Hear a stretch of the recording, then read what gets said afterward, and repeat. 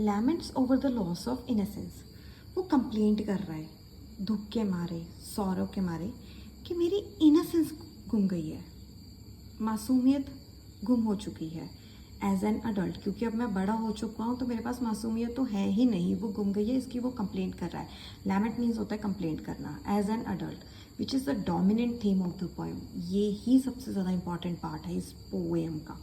Hood is referring to the fir tree, fir trees that stood dark and high against the sky, which made this little boy think that they were close to the sky.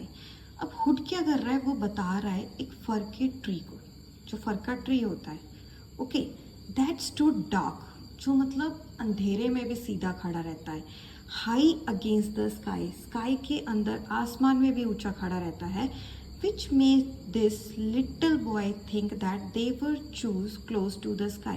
मतलब जो फल का tree होता है वो height में काफ़ी लंबा होता है, और एक छोटा सा बच्चा जो कि पॉइंट है वो अपने बचपन में ये सोच रहा है कि ये कैसे अंधेरे में खड़ा हुआ है और इतना मतलब ऊंचा है। दैट मीन्स अगर इसमें से थोड़ी सी भी जंप करो तो इसके बाद आसमान होगा, स्वर्ग होगा, हेवन होगा, ये वो सोच रहा है। नाउ अब की बात, अब वो प्रेजेंट में आ चुका है। Now he realizes how naive he was. अब वो सोच रहा है कि वो कितना ज़्यादा नेव था, मतलब मासूम था, जिसे कुछ भी नहीं पता था। It was his ignorance. Ignorance means उसको इतनी सूझबूझ नहीं थी, इतनी समझ नहीं थी, which made him believe that heaven was not far off. मतलब उसे इतनी समझ नहीं थी, उसे इस टाइम ये लगता था कि जस्ट एक जंप के बाद स्वर्ग आ गया, वहाँ पे गॉड रहता है, वहाँ पे हम उससे मिल सकते हैं। मतलब पेड़ के ऊपर चढ़ो, उसके ऊपर से जंप करो, स्वर्ग के अंदर जाओ, गॉड से हाई हेलो बाय करो। ओके, ऐसा ये बचपन में सोचता था।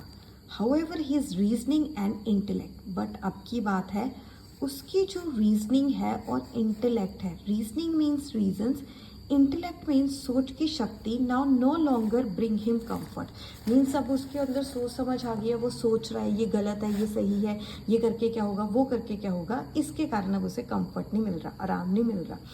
Instead, this makes him feel as though heaven is out of his reach. जबकि उसके मैं पहले उसे लगता था कि जस्ट जंप मारो उसके बाद स्वर्ग है, बट अब क्या है, उसे क्या लग रहा है कि जस्ट जो स्वर्ग है उससे बहुत दूर है। नाउ टूवर्ड्स द एंड, मतलब लाइफ के एंड के बाद ही मिलेगा, मतलब वो बहुत सैड हो चुका है, हर एक लाइन के एंड में वो मरने की बात कर रहा है।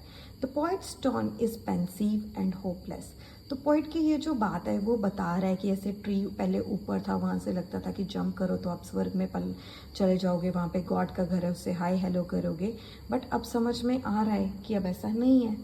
तो इस चीज़ को सोच के वो, इस थॉट को सोच के वो पेंसिव हो रहा है, थॉटफुल हो रहा है, होपलेस हो रहा है, उसमें कोई उम्मीद नहीं है।